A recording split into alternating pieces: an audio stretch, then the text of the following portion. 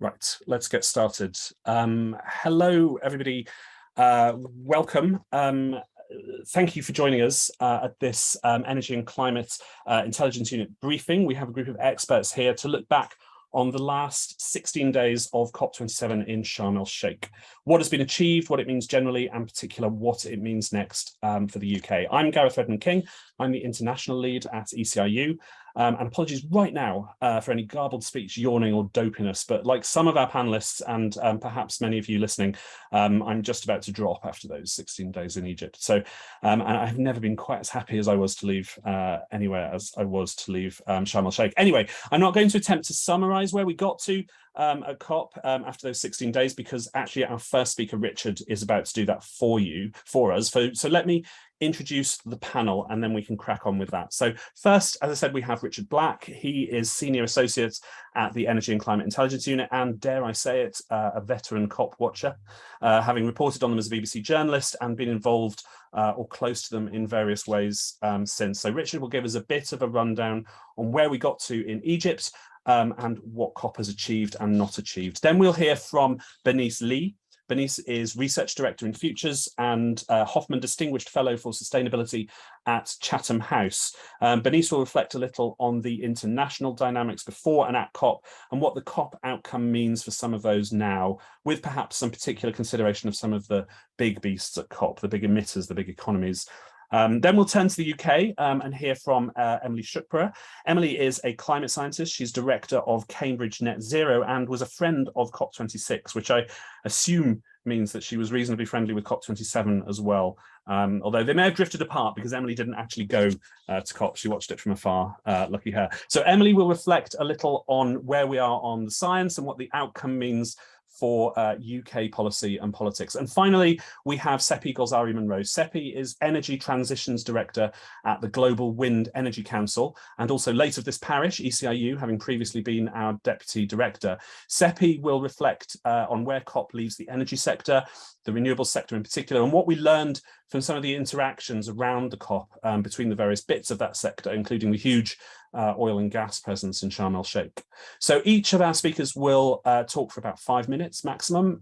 Richard, well, I had said Richard perhaps slightly longer because of what he's going to cover, but he assures me not. So then we'll have plenty of time for your questions. We offer this briefing first out to journalists. We particularly direct briefings like this to the media. So I will, with apologies to others, try and prioritize journalist questions if there are them, but I will try and do my best to cover all the issues that come up in questions. If you have a question, please do drop it into the Q&A box at the foot of the screen. I will remind you a few times, largely because I get nervous when there are no questions, particularly as my standby questions were written on Saturday night on the plane back and I was literally falling asleep. So they probably make no sense. So please do put your questions in there so that I can ask those. But that's enough from me. So I'm going to hand over first to Richard to talk us through where we got to in Sharm el-Sheikh. Richard. Yeah, thanks very much, Gareth.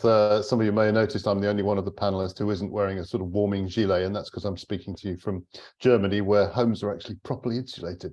So that's lovely. I'm just going to try and give a rundown of a few things that happened at the talks and a few things that didn't happen at the talks, both things that were happened inside the halls and things that happened outside the halls. And it's a very brief rundown, and then leave it to three experts who know far more than I do about different bits of it. So often we talk about the logical sequence being mitigation, adaptation, loss and damage. That's the kind of order in which you really want to do things, but I'm going to take them in reverse order today because it was the loss and damage that I think was the biggest outcome from this. So for the first time, there is a pledge of having a funding mechanism, including a fund. Both of those bits are kind of important for loss and damage. Lots of details to be worked out, and there's a panel going to be assembled to sort of work out what some of those details should be by the time we have the next COP. But it's a very significant moment because the developing countries have been pushing for this literally for decades, and you could see by the reactions of some of the people who've been in the vanguard of that pushing how happy they were. For them, this is a genuine breakthrough. It promises some way in the future that they will actually get some payment for the losses that their economies are encountering because of climate change. Currently, of course, they're paying for it themselves, and they're not the polluter, so the polluter should pay. Okay, loss and damage. Adaptation, very little happened. That's partly because we're in the middle of a 2-year program started in Glasgow on what's called the Global Goal on Adaptation. It's a 2-year program. We're 1 year on, therefore nothing really much came out of this COP. Look to the next one for that. Mitigation, bits happened, bits didn't happen. I think there was a push towards the end, quite a strong push to have a commitment to phase down fossil fuel use in the text. Remember at Glasgow, we got phased down coal use. This was very strongly pushed back by a number of countries in the region of Egypt. You can guess which ones they were, Saudi Arabia in the lead. And so in the end, this went nowhere, despite the fact that all of these countries have actually acknowledged that in order to hit 1.5 or 2 Celsius for anything, all fossil fuels need to be phased down. They've acknowledged this by signing off successive IPCC reports, which have made exactly the same point, but they're clearly not going to have this in a final text. Saudi Arabia's plan, by the way, is to increase gas production. So you can see why they might not want that in there. So broadly, there's kind of stasis between the Glasgow language and this language. A couple of specifics. There is for the first time, the recognition of the role of renewable energy as being a key driver, and this comes into the text several times. There's also recognition of nature-based solutions as a key thing. However, one thing that happened right towards the end was that the Saudis and their allies succeeded in having something called low-emission energy put in there alongside renewable energy. Now, this to me is quite troublesome, and I think it's something that the kind of campaigning stakeholder community really needs to look at urgently.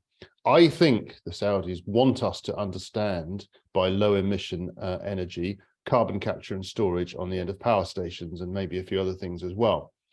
I think it could be understood as gas, especially nice, clean gas produced efficiently in countries like Saudi Arabia.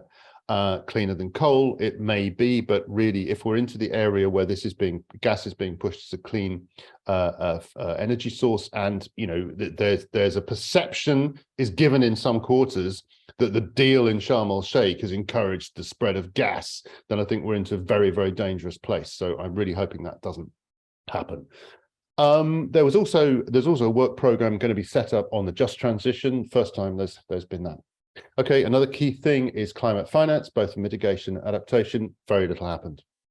On the side of forestry, Article 6, as it's often said, basically nothing really much happened, but one thing to watch out for is that the idea of dodgy credits, i.e. where there's money paid to do some forestry planting, but there's no clarity, there's no transparency, there could be double counting. That is still on the agenda and was pushed quite hard. We ended up with basically an agreement not to make any decisions, which is fine, but that is still there, unfortunately. One perspective that I think is quite interesting that comes out of the loss and damage deal, for those of you who follow this for a long time, you'll know that countries are basically divided into two, rich and poor, developed and developing. This goes back to the time the UN Climate Convention was signed in '92, and it's arguably not a very positive thing at the moment for several reasons. Anyway, the key thing about the loss and damage language is it starts to probe that bifurcation.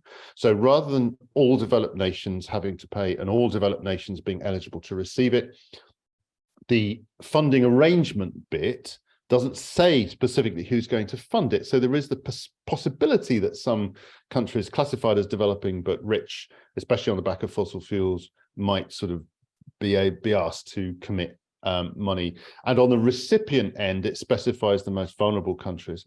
So what those actually mean in practice is all to be decided, but that is one key thing. All right, just a few things outside the talks that are outside the formal negotiations that were interesting. China and the US issued a statement saying they're going to collaborate again, which is really good because they've had a long time of not collaborating. The UN Food and Agriculture Organization is going to do a big report on how changing food systems can help deliver the 1.5 target. Very important point of work.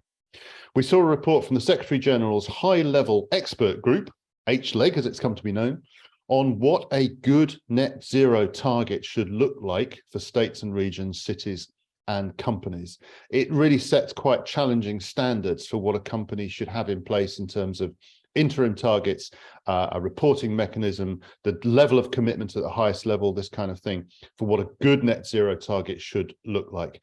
And the net zero tracker, which ECIU is involved in, released a little analysis of these findings. And basically, I don't think there's probably not a single entity in the world that is meeting all of these standards at the moment. So lots to do work on there.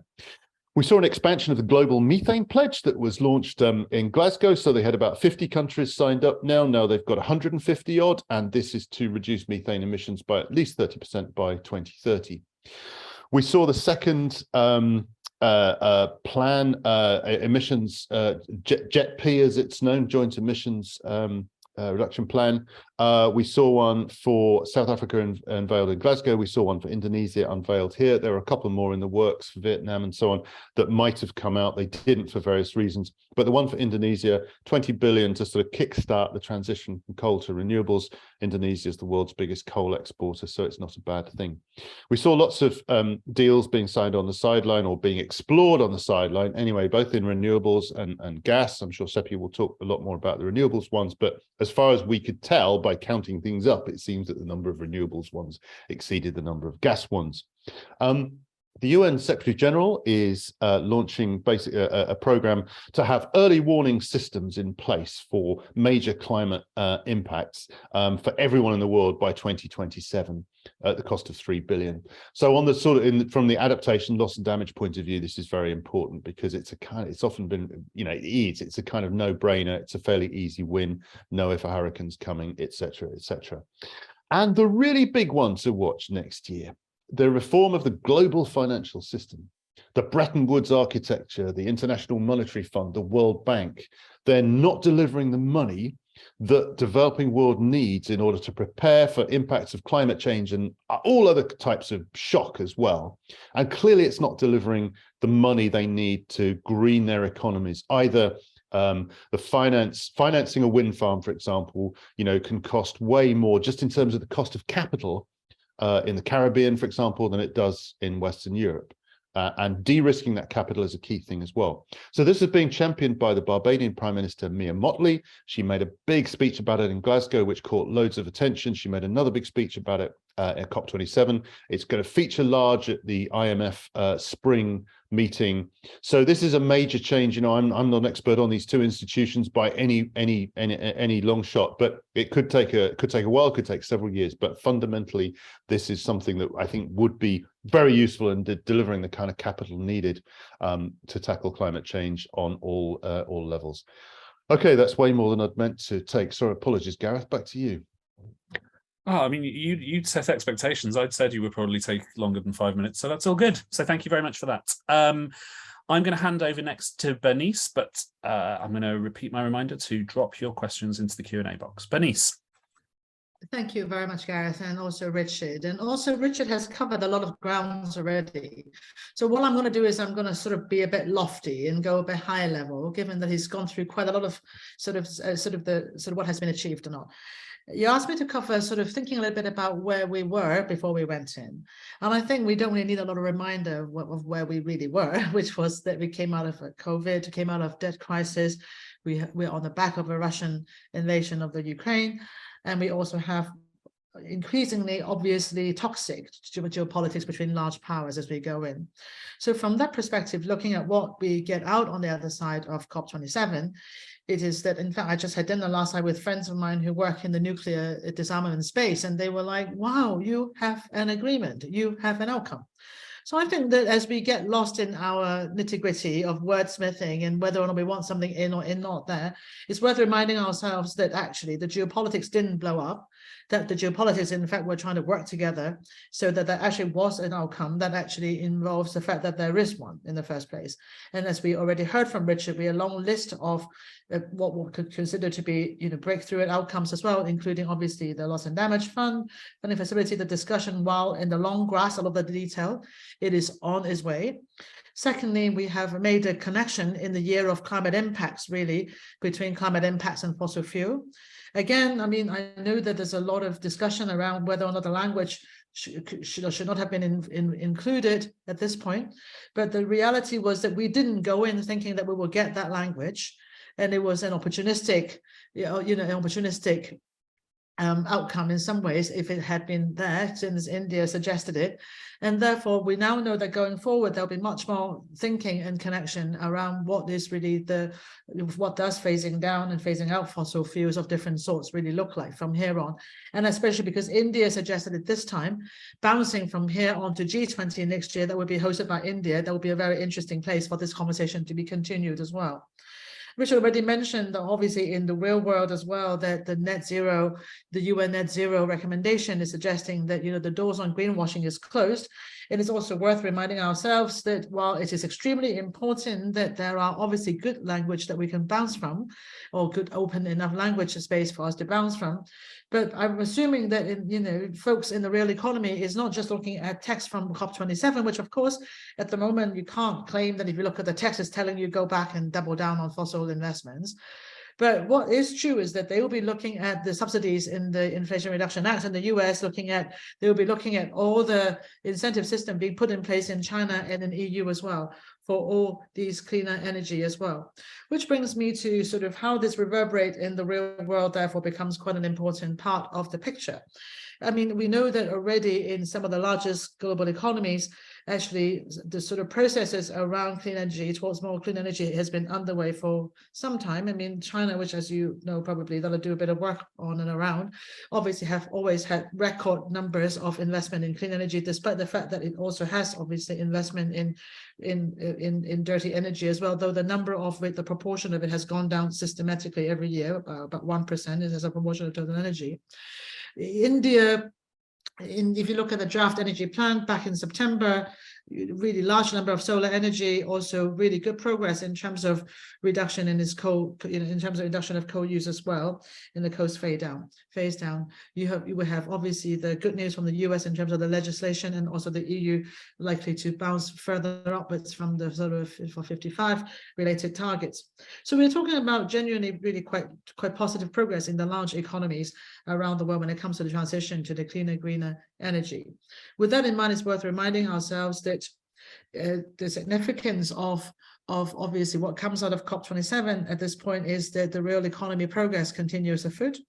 And secondly, the loss and damage fund and also all the discussions around obviously Bridgetown agenda, which is extremely encouraging, as Richard intimated, because ultimately to unlock serious resources does require the reform of the international financing institutions.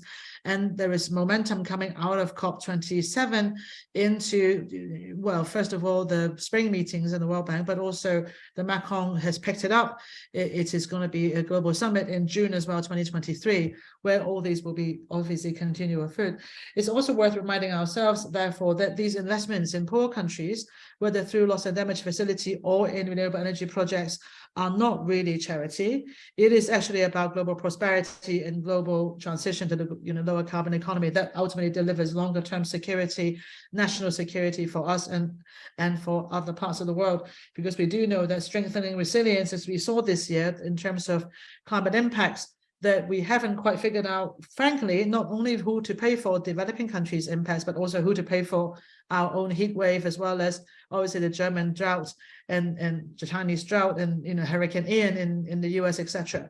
So all of these are a good reminder for us that there is a whole suite of outcomes that we could build on, bouncing into next year and beyond. Not just about improving resilience through obviously investing in loss and damage, but also in resilience itself, in the Global Shield and many other outcomes that comes out and initiatives, but also in terms of the just energy transition. Richard also mentioned the JET piece, that it is about figuring out the larger sum of money that could actually finance the transition as well as the cleaner, greener future. None of which, of course, we would like to miss out as in the UK, as we would like to be part of that future, whether it's about cleaner, greener in and of itself for ourselves, but also in terms of our role as a donor as well, country, to making sure that this investment will be safeguarding not only cleaner, greener future for ourselves, but for the world, because in turn, it actually safeguards our longer term national security as well as others too. So with that, I think that I just went beyond 3 minutes, and please forgive me. I will pass it back to you, Gareth. Thanks.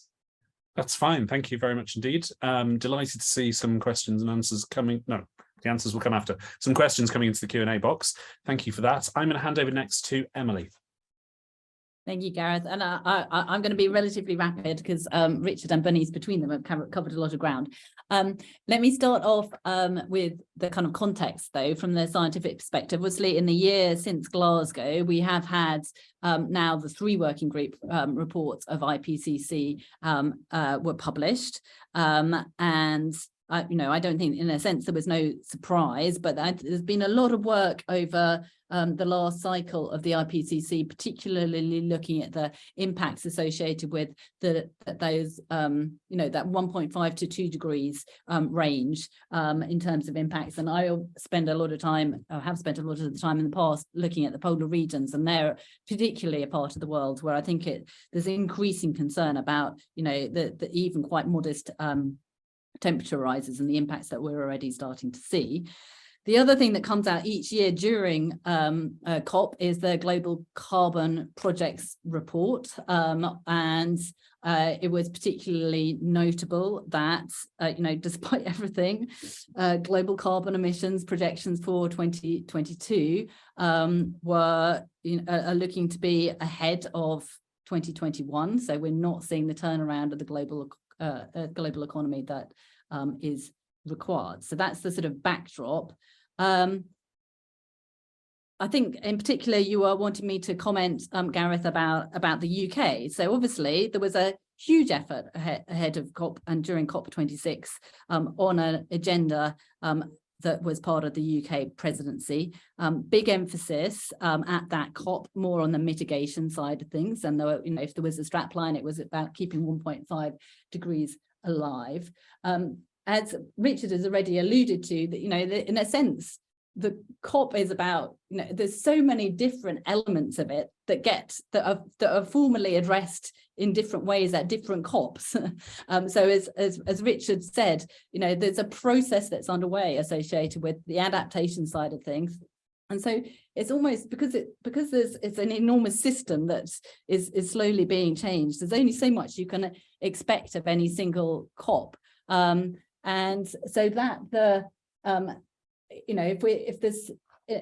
as we're seeing the aftermath of Egypt, that there's this, seemingly a significant step forward in terms of loss and damage, shouldn't in any way be seen as there being other areas in which there hasn't been as much progress as people might have hoped for, because that's just not the way that these COPs work. It needs to be seen in a global, in a long-term picture. That's the first thing. Nevertheless, there were clearly some things that were being put in place associated with the UK presidency, where we're really starting to see significant amounts of progress in really positive ways, I think. Again, this has been mentioned, but the just energy transition pathways, the progress that was made in South Africa and now Indonesia, it feels as though, this is about the granularity, how you actually start to make things happen at a more detailed level, country by country, sector by sector, as we go from that ambition into actual delivery and action and delivery. That's the sort of thing that we need to be seeing. And so that there's been progress associated with those aspects, I think is really heartening. I think there's also a sense, I would say, where we're getting to a greater degree of maturity in the business and finance side of things. Again, the developments that Richard pointed to in terms of really starting to put pledges made by regions, cities and businesses on a more rigorous footing, so that again it's moving beyond that pledges into actions that can be verified. Again, feels like it's significant progress. So is part of if there's an overall narrative, and if it can really be substantiated that we are slowly moving in time through something that is ambitions into implementation and at broadening out, so that we're, that there's increasing recognition of aspects such as loss and damage. None of this is fast enough for the science, of course. That's very, very clear, and that's where I started. But it does feel as though progress is being made. Sorry, I couldn't unmute myself there. Thank you very much, Emily. And last but very much not least, I'm going to hand over to Seppi. Thanks very much, Gareth. And like you, I am delighted to be back in my natural habitat of cold and rainy Scotland, having arrived yesterday after 16 days. So please excuse me as well. I'm very tired and may have the odd yawn in the next 5 minutes. But thank you very much for joining us. Really delighted to be able to share my thoughts with you. This year, I was not with ECIU, I was with the Global Wind Energy Council. That was a really interesting perspective, I have to say, because we were manning a pavilion with the Global Solar Council together, and notably with discussions with my colleagues that, you know, many more countries this year were actively visiting the pavilion, seeking out meetings with our secretariats, but also with the companies that we had brought with us to this COP.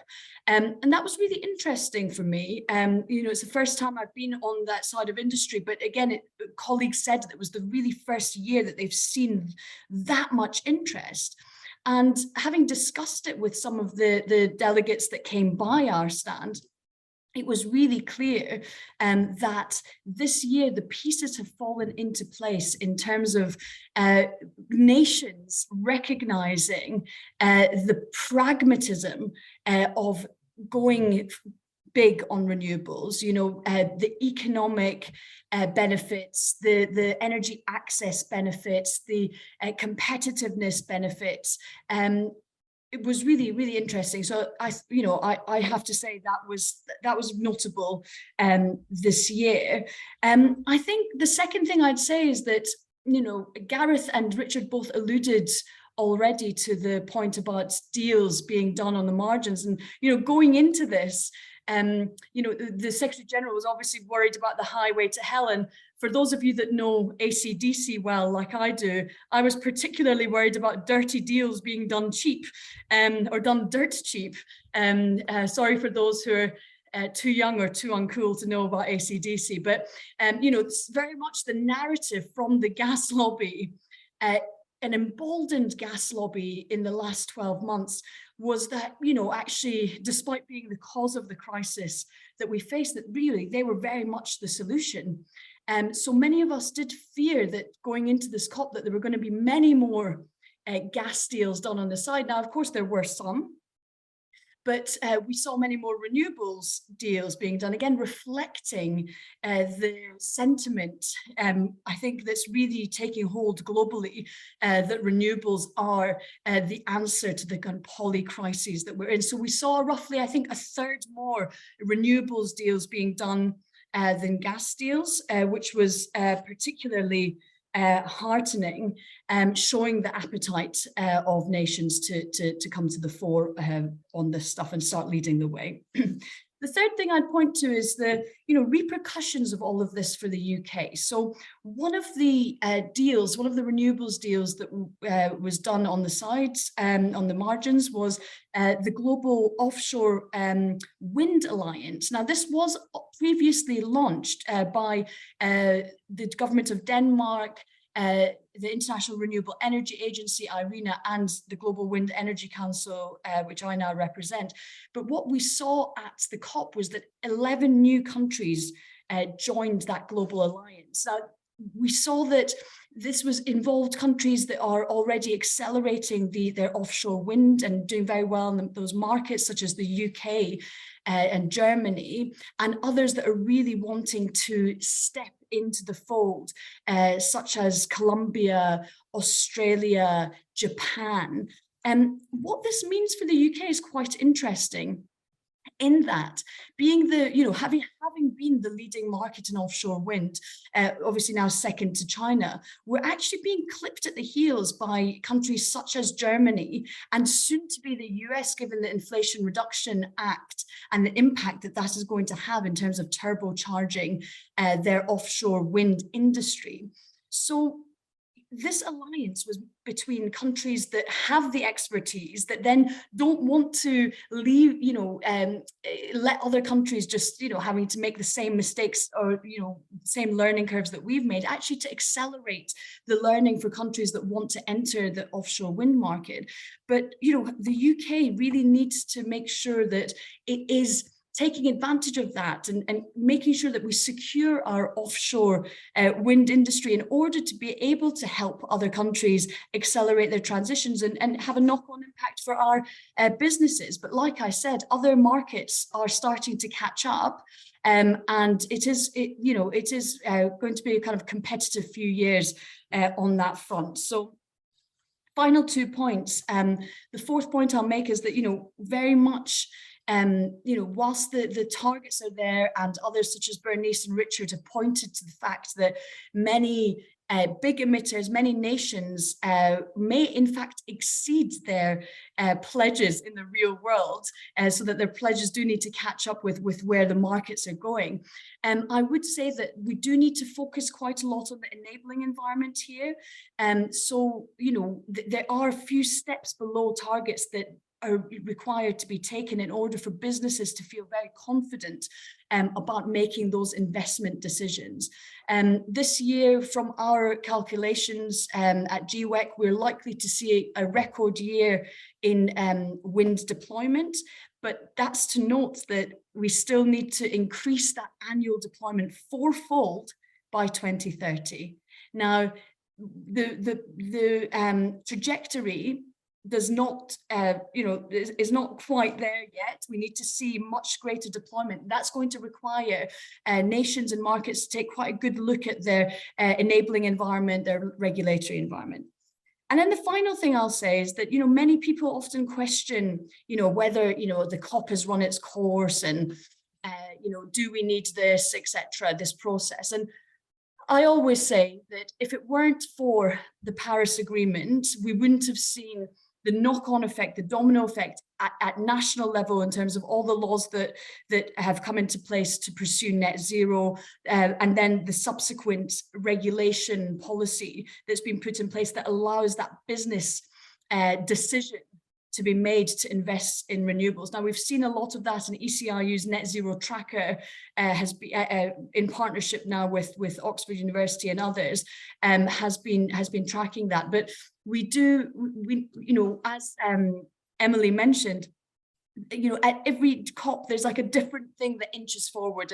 And whilst we would obviously like to see more in terms of the language around renewables, we really are seeing the facts on the ground are changing. Now, whilst on the fossil fuel side, disappointing not to have been able to move the language forward, but the market is driving the change. We need to accelerate it as a result of looking at our enabling environments, but the COP process is still kind of the best that we've got. And if it weren't for that, we wouldn't actually have seen the huge progress that we've seen in economies across the world to date. So I'll leave it there, Gareth.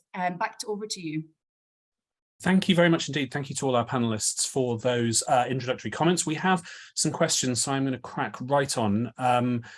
Simon Roach from ITN News has a question which he suggests is too complex to put into text, so I'm going to allow him to talk. I think, Simon, you should now be able to ask your question. Hi there, can you hear me? Yes, we can hear you. Yeah, thanks for this. The first isn't very complicated. It was just touching on something that Richard said, and I was just interested in your opinions really on how likely that or what's going to happen over this conversation between developed and developing countries and loss and damage, and especially China. I mean, we spoke to CZNY last week, and he reiterated that China is not obligated to pay into any loss and damage facility. It wasn't actually agreed at that point. But how much is that conversation changed now, and yeah, so opinions on that. The other one was really just, I mean, anyone can jump in on this. It was just a reflection, I guess I had after. I mean, I'm not actually having to report news today, so I'm feeling a bit more reflective. But I suppose it was just, looking at all of the comments from the EU, the UK, etc., who, were positive about the loss and damage deal, but were really lamenting the lack of progress on mitigation.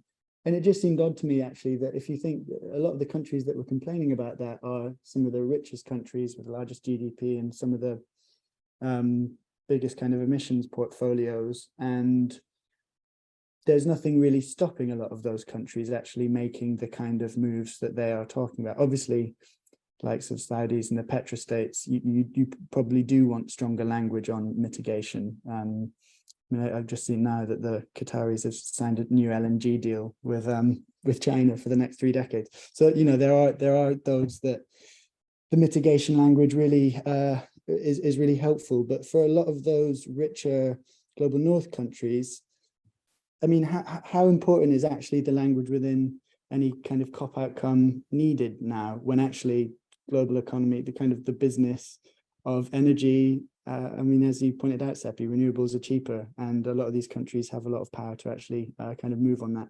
themselves. So Okay. It's just reflections, really. Okay, thank you. Who would like to come back on that first? Bernice. I'm going to take the sort of the China question quickly, and then also perhaps the sort of how much do we need it kind of question. So on the China question, I think that what Xie Jianhua said is what it is, which is to say that, you know, and I can't imagine at the moment that China necessarily wanting to sort of move across the aisle and stop being a developing country. But at the same time, I also think that what was being suggested and said that China will contribute voluntarily to it, and just as other large developing economies may, will be the next step, very likely to be. And I think that ultimately, you know, obviously it is pretty obvious that the developed countries were the ones who are particularly interested in the discussion around expansion of the donor base. And that is one of the questions, the unresolved ones, that is kicked into the long grass in some ways. So obviously this question isn't going to go away. But at the same time, my feeling is that if China and other emerging economies were to contribute to it, it wouldn't be because G7 countries asked it to. It would be because other countries do. So I think that this is the space to watch, definitely. And possibly in the same vein, in terms of whether or not we need the agreement mitigation, you know, the language to be right or not. I think that we know that signals to market is an interesting, nebulous, but also extremely important thing. So I think at the same time, what I would like to sort of emphasize, while obviously there could be stronger language as always, which is the fact that, you know, in the year that we've had and the difficulty that we've had, there is no actual backsliding, in my view, in comparison to what could have been much worse in some ways. So I'd like to think that despite the fact that we didn't get the ideal language in many respects, at the same time, because the markets reinforce back into the dynamic in the politics, and the politics reinforce the markets at the same time, I think that the story together is still relatively coherent in the sense that we are still in the march towards a cleaner energy future. And from that perspective, while it is not, you know, how should I put this, is necessarily insufficient, all of the above. So therefore, I sort of like to go on that line, which is to say that, of course, there's a part of me that feel like one should read, but at the same time, you know what, we are doing not bad, are we? I mean, I think my conversation dinner last night with my nuclear colleagues is reassuring me that we have an outcome is really quite something, and therefore international system is not entirely without merit, because it can deliver when it needed to. Thank you. Okay, thank you. Richard, part of that question was directed at you, so I'm going to come to you next, and then Seppi, you have your hand raised, which I think means that you have something to add as well. Yeah, sure. Thanks, Gareth. And if you don't mind, I think I can address Janet Lau's point at the top of the question, at the top of the Q&A as well. So the thing about the loss and damage agreement is that currently it's really not very specific at all. So it says we're going to establish new funding arrangements. It also talks about funding mechanisms or funding sources, including new resources potentially. It should complement and include processes that already go on, but then it says specifically we're going to establish a fund. So the way I can see it working, you know, there could be a central fund which could be held under the UN Climate Convention or something like this, but then there could be other funding sources as well. Now this could help the politics as well, because the US is clearly the country that's most on the hook for payments for loss and damage. But there's no way the Congress is ever going to sanction, you know, the US paying funds for this, unless China seems to be paying funds. So you could potentially have an arrangement where the US contributes to the fund and China contributes in other ways.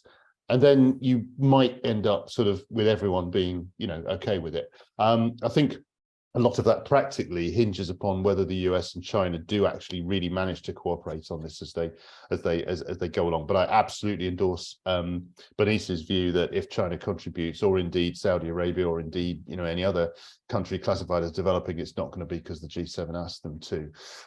So lots to play for on that. Just a little word on who's asking for mitigation. Important to point out that groups like the Alliance of Small Island States and the Africa Group were also pressing for tougher language on mitigation. It's hard for them to press overtly because they're also members of the G77 China bloc, which is dominated by the biggest emitters, including China. But they absolutely did want this. I think the thing is that largely it's the rich countries, particularly in Europe, that are actually on a trajectory to net zero. So Europe's per capita emissions now, for example, are below China's. So they're looking at a world now where, yeah, they can lead the low carbon transition and they can reap some of the economic benefits for industry and so on of doing this. But in climate change terms, unless they see the major developing country emitters moving in the same direction, we're still going to be looking at a world of hurt in terms of climate impacts. Thank you. Seppi, did you want to come in? Yeah. I'm also just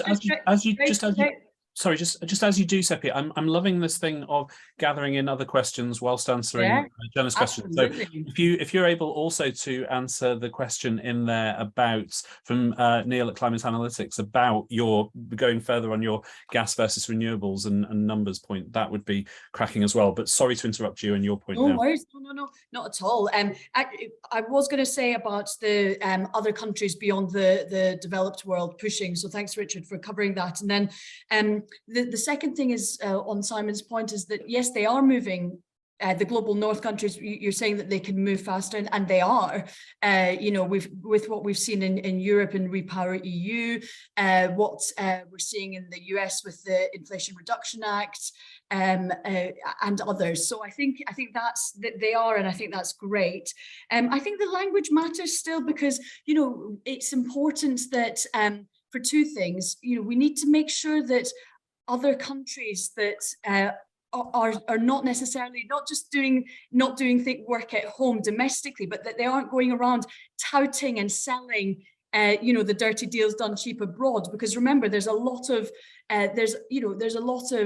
interaction between countries that are, you know, have the companies, the fossil fuel companies that want to do more extraction going into the developing world, the emerging economies, and making those deals to try to lock them in to fossil fuels for decades to come. So that's why the language is also important in terms of trying to you know, have a hook through which to be able to divert that type of activity. And the final point is that it still matters for developed countries because we know the politics at home can sometimes be quite distorted, saying, oh, we're doing all the work and no one else's, which A, isn't true, but B, you know, doesn't always need to be guarded against. And one way of guarding against it is showing that the rest of the world is signing up. In terms of you know, money terms, a lot of the you know, I'll point to one deal that was done, which is really interesting. It was called the Southern Africa Clean Power Pool, which was 12 nations in Southern Africa joining together in an $18.6 billion deal to deploy 8.2 gigawatts of renewable energy over the coming years. And I think that was one really interesting example. But remember, a lot of these things are about building up that cooperation base where the skills can be transferred in order to work on those markets. Because as we know, the devil's in the detail when you're talking about deploying renewable energy. So it's about going into, you know, working market by market to unlock. And, you know, we saw, like I said, the Global Offshore Wind Alliance, we saw memorandum of understanding with all of the technologies, the Global Renewables Alliance that are coming together to work together to develop hybrid solutions for different markets in order to deploy renewable energy. But I'm afraid, you know, we can go into some more detail another time, and I think we'll be releasing something on this shortly.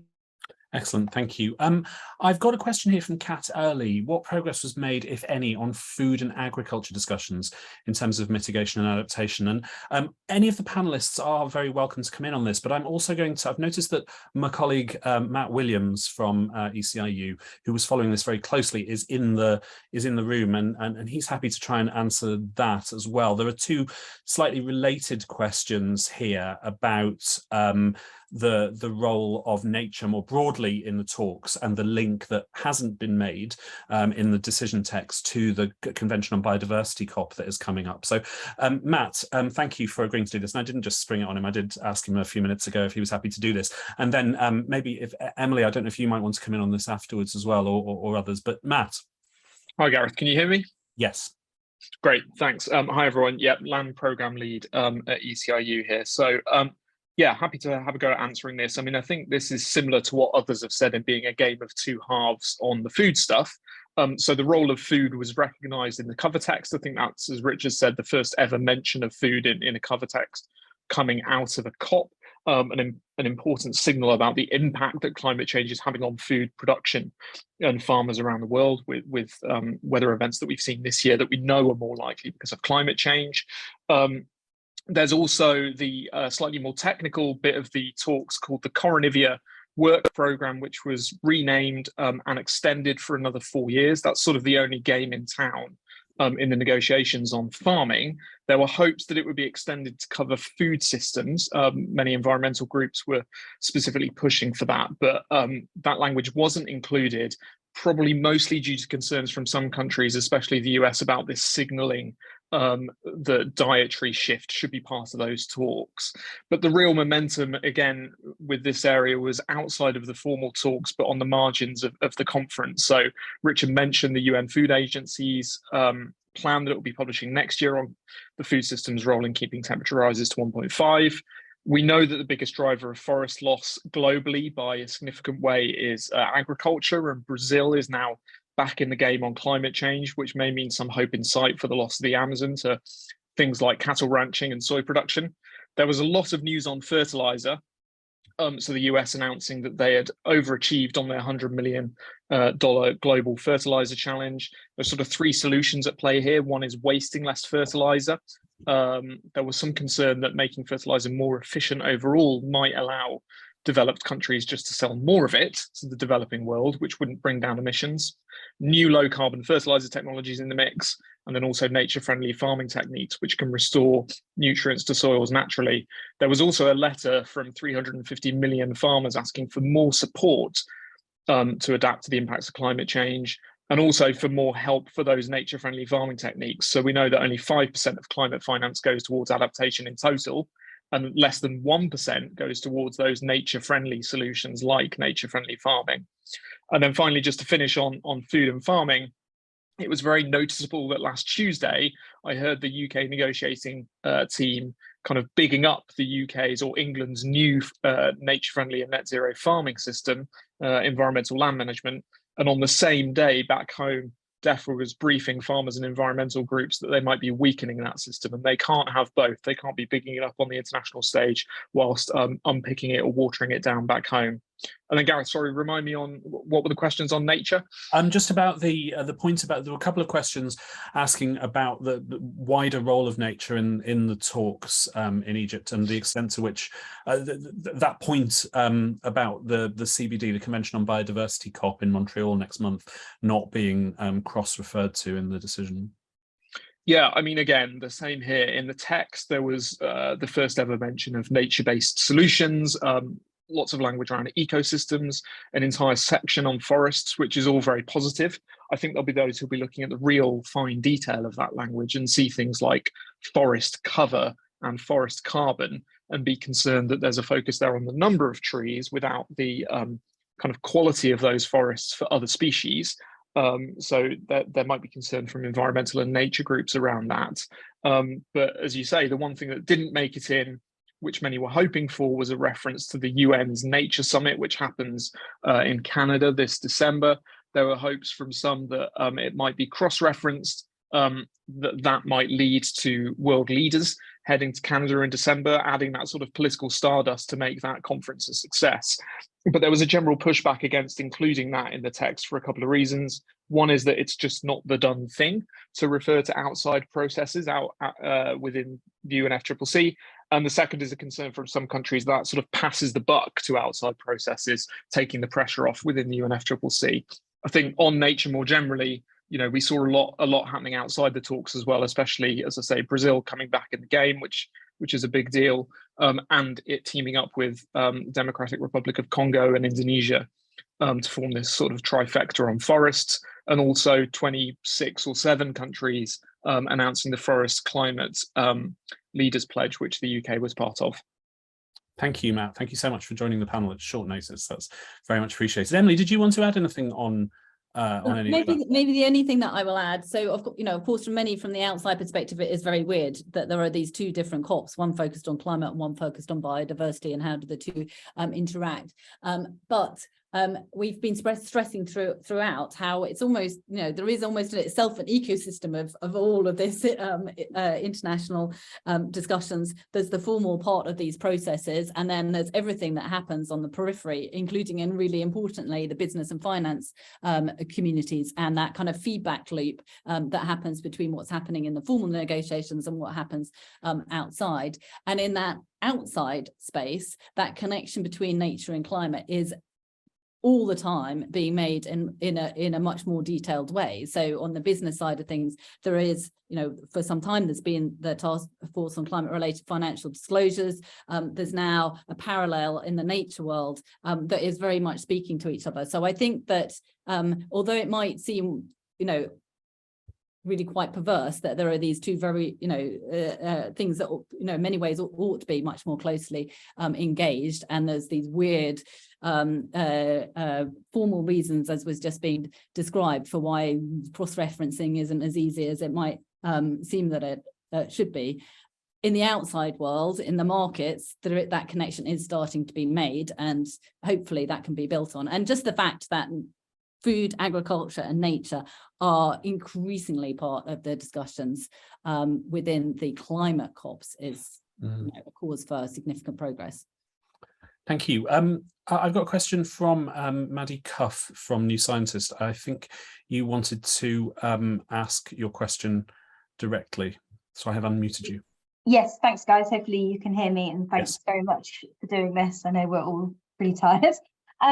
So my question was really about looking forward to COP28, and I wonder how much you guys think the role of having the UAE hosting this one will inform and influence the debate around who pays for loss and damage. I know there's some talk around taxing fossil fuel profits, or getting a broader base of country donors to pay into any fund. So how will the fact that the UAE is hosting those talks influence those discussions, and also around the language around fossil fuels in any cover text next year? It seems like this is going to be a bit of a awkward summit maybe for the UAE to host in light of those talks. Thank you.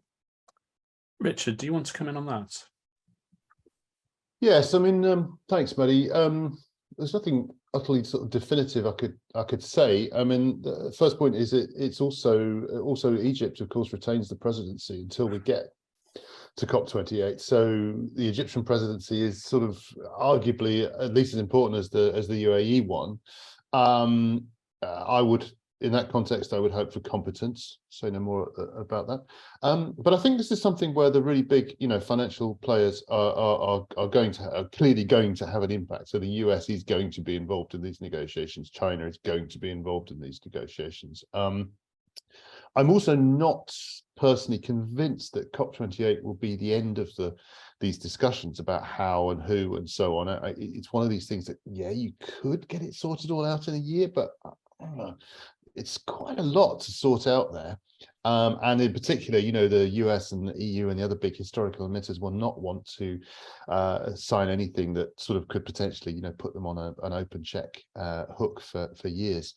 So there's quite a lot to do. And there's just another thing. I spoke to a few people there who've been talking to the presidency of the UAE, and although it is a major gas player, It is also, apparently is really looking to play a constructive role. So, there's a lot that could be unpacked in that. So let's look forward. Yeah, sorry, nothing very definitive. That's about the perspectives I have. That's okay. We're running out of time, so concise answers are very good at this stage of the game. I have a question from Victoria Seabrook from Sky News. Is China's resistance to being defined a developed country about something bigger than climate action? And if so, what is that? What would the implications be for China beyond paying into a loss and damage fund or having a greater onus to cut emissions? And is that true of other middle-income developed countries? Bernice, can I come to you on this? Yeah, of course. And I would like to quickly comment on the UAE question as well, maybe yes, of course. a tiny bit on Asia, quickly. So on the China question, I think that most countries resist being recategorized. So I don't think that's particular to any specific country. At the same time, if you look at what a lot of these countries are doing, China has committed to 2030, 2060, as peaking before 2030, and carbon neutrality 2060, and it is something that the president of China committed to, and he, as we know, is a serious leader there, and therefore that means that it will be delivered. So I think that at this point, whether or not it is categorized as such or not, we know that 97% of the Chinese economy is under some form of peaking plan. We know that there are lots of investments in renewables, etc. So I think that right now the question really is, what's the point of having that conversation unless you're sure that you are getting a better outcome from an emissions reductions perspective? And at the moment, it's not entirely clear to me that the tactical play versus the outcome play at the moment is necessarily speaking the same language. So I'm not entirely sure where we are, but we can certainly think a little bit about that. And that is a nice segue for me into this UAE related question. I think that we have learned a lot this year from having seen, Egypt being a large oil and gas producer as well, hosting, and the impact it may or may not have on the hemispherics and the detail. So I think that, whatever may or may not come with the UAE leadership, we are prepared in a different way, knowing what we learned this time in terms of how it affects the dynamics and the mechanics and the mechanisms to some extent. So last but certainly not least, on nature and forest, the reason why I need to jump in is because otherwise my friend Ruth Davis will kill me for not saying this, which is that, we know that ultimately, oftentimes these discussions in UNFCCC context comes in terms of offsets. But in fact, we do need to make sure that there is proper financing mechanism for the protection of standing intact forests, which in and of itself provides not only important carbon lungs, but also obviously biodiversity and the needs as well. So if anything, highlighting this is extremely important. So the tail of UNFCCC COP27 into COP15 in Montreal, reminding ourselves that this is a serious issue. Otherwise, what we don't want is to see some of these agendas being, I'm going to use that language, that I'm going to be killed by some of my colleagues, which is that everything and nowhere. You could have language everywhere, but actually not really necessarily making progress. So we need to make sure that we're delivering on the substance, not just focusing on whether the language is there or not in some ways. So the important thing is to make sure that we're delivering, as I said, financing for standing protection of intact forests that provides not only livelihoods, carbon lung function, but also biodiversity and other functions around many, many forested nations and poor countries as well. Thank you. We are very close to time, but I want to get a very quick take from each of you on an attempt I'm going to make to group 3 questions together, just to ask you about the process itself, about the COP process. There are 3 questions here about it. One is, to sort of reflect on it, sorry, not to ask you to reflect. There's a quick response about the process itself. One question is about the fact that, this end decision has sort of fundamentally not reflected a key point of the science about emissions peaking before 2025. Another is about a take that somebody refers to in The Guardian yesterday that suggests COP being supplanted to some extent by more targeted gatherings on specific issues. And another more broader one about the danger that when the COP has some positive outcomes, there is a sense that, COP has been a bigger success than it is, and that it is doing everything that it needs to. And so, finishes with the provocative question, are we kidding ourselves about the process? So just a very quick reflection from each of you about the nature of this process and its sort of future. Let me come first to you, Richard. Yes, thanks, Gareth. Great questions all. Not reflecting the science, I'm not particularly worried about the peaking point. It's important, but it's not the key thing. What I'm more worried about is that that they were able to excise this very science-based thing about fossil fuels. So that's a thing.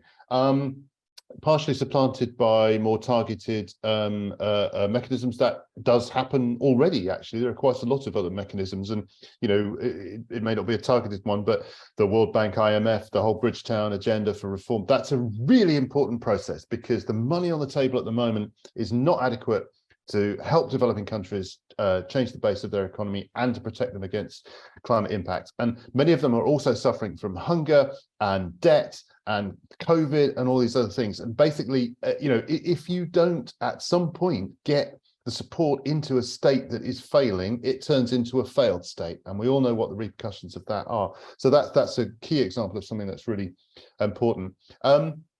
The COP process, finally, was never going to be sufficient, but it's always been necessary. If you think the COP process is a failure, just look to all those campaigners who for years have been pressing for something on loss and damage and now have something. They were absolutely elated. The COP process, as Seppi was saying earlier, does accelerate things for a whole plethora of reasons. One of them being is that when you get world leaders there, they need to go away with something. And we've seen that in Paris. We've seen it in Glasgow. We'll see it the next time that this big cycle turns around. Seppi. Echo Richard, it's necessary, but it's not sufficient.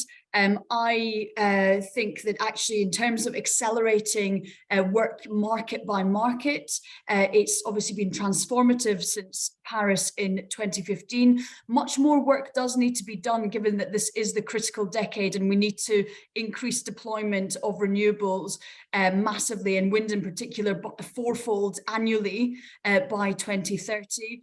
One piece of good news, though, just to show that there is momentum, is that at GWEC we have revised our 2022 to 2026 projection up as a result of China's 14th five-year plan and as a result of the US IRA alongside the EU's Repower EU. So whilst we're not seeing as much of an uplift as we'd like to see, the next 5 years are still looking promising. But if we want to deploy renewable energy market by market more quickly to meet net zero and keep 1.5 alive, we really need to work on unlocking the regulatory barriers therein.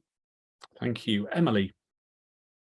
I think I'm just going to basically reinforce what Richard and Seppi have said. The COPs are about being necessary but not sufficient. And year after year, the key overriding thing that happens in COPs is a reinforcement of a clear message that the fossil fuel era is coming to an end, and that a greener future is possible. And the challenge each year is about how we collectively accelerate our transition towards them. Thank you. And Bernice. Yeah, thank you. I think that we ask ourselves this question every single year.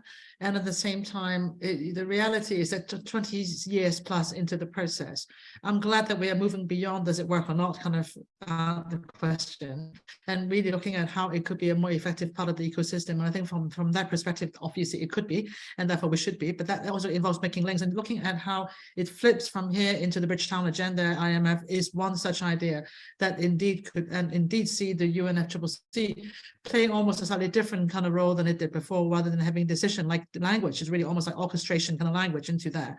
So, and that's the same thing with some of the food language as well in the text. So I can see that as the ecosystem evolves, it will have to continue to play a role, and whether or not it works or not is how we want to make it or not, right? Now that answers the question as well that was asked earlier from Ben Niblett, I think, from a tier fund around the IMF question, which I would like to end on, if I may, which of course is going to be one of the most important agenda in town that helps deal with some of the questions around developing country financing, not only on climate adaptation, but also resilience, but also potentially other issues related to green transition as well. Can the UK play an important role? Of course, decisively, yes. The UK is both a shareholder as well as a donor country. So obviously this is an agenda that we saw that France already support, working with Barbados. Clearly, as far as I understand, the UK is very supportive of the Bridgetown agenda, as far as I understand. I hope that I'm not wrong on this one. I should double check that. And therefore, this is important to remind ourselves that even though it's only possibly one piece of the architecture, is an extremely important piece that could reverberate across different pieces of the ecosystems, which there are others and many, all of which, of course, we need to reinforce as well. Thanks for that. Amazing. Thank you very much indeed. I was about to apologise to Will. Sorry, to who was that just now? I've lost his question. To Ben, sorry, and to Michael for not answering their question. But thank you, Bernice, and Richard is, as we speak, answering Michael's question. So as we have run over, let me reiterate Judith Patton's thanks from the Q&A there, who says thank you very much, a fascinating session.